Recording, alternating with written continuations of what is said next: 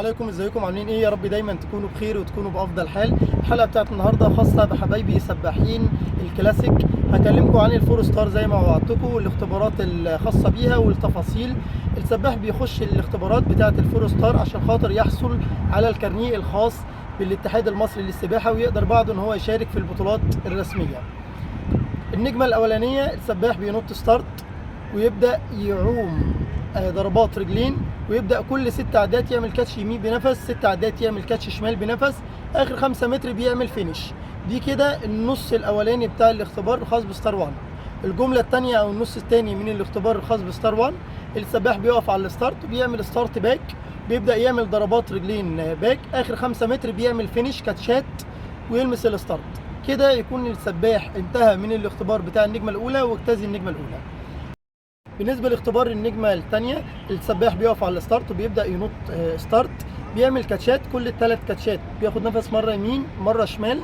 في الاخر خالص اخر 25 متر بيبدا ان هو يقلب ترن ويطلع يكمل 25 متر التانيين. بكده يكون اجتاز السباح النص الاولاني بتاع الاختبار بتاع النجمه الثانيه.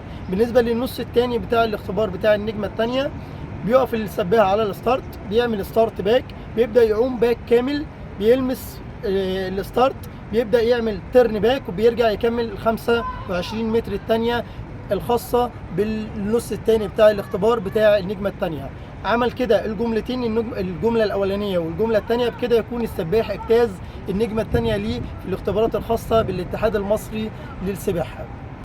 بالنسبه للاختبار بقى بتاع النجمه الثالثه، بيقف السباح على الستارت، بينط ستارت، بيبدا يعمل 50 متر دولفين او بوتر فلاي او فراشه زي ما بيسموها.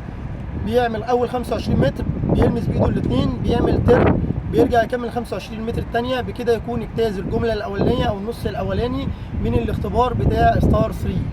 بعد كده بيقف السباح على الستارت، بينط ستارت، بيعمل شده طويله او شده ونص، بيطلع يعوم بريست كامل، بيلمس بايده الاثنين، بيرجع ال 25 ثانيه بتاعه البريست، وبعد كده بيرجع يلمس الستارت. وبكده يكون اجتاز النص الثاني بتاع اختبار النجمه الثالثه، وبكده يكون اجتاز السباح النجمه الثالثه.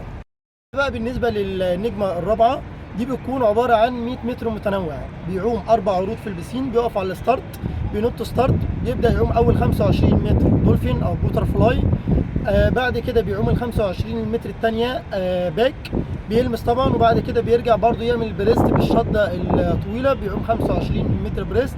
بعد كده اخر 25 متر في ال 100 متر متنوع بيكون فري ستايل او بيكون حره. بكده يكون السباح اجتاز النجمه الرابعه. بعد كده بيقدر يحصل السباح على الكارنيه الخاص بالاتحاد المصري للسباحه. ان شاء الله في خلال الفتره اللي جايه هبدا اعمل لكم فيديوهات لكل اختبار فيهم، وهبدا اوريكم موضوع الاختبار ده عملي. هنبدا نبص نشوف كل اختبار شكله بيكون عامل ازاي، وندخلكم في الشكل الفعلي بتاع الاستار. انتظروا فيديو مني تاني هكلمكم فيه عن الاستارات الخاصه بالاتحاد المصري للغوص والانقاذ، والموضوع ده لسه معمول من فتره قريبه جدا، وخاص بالمواليد بدايه من 2012 13 14 15 16، خاص بالمواليد الصغيره. اي حد عنده اي استفسار خاص باي شيء له علاقه بالسباحه يبدا يسيب الكومنت بتاعه، وانا هبدا ان شاء الله اعمل لكم فيديوهات خلال الفتره اللي جايه عن اي سؤال هتسال هعمل لكم عليه فيديو. شكرا.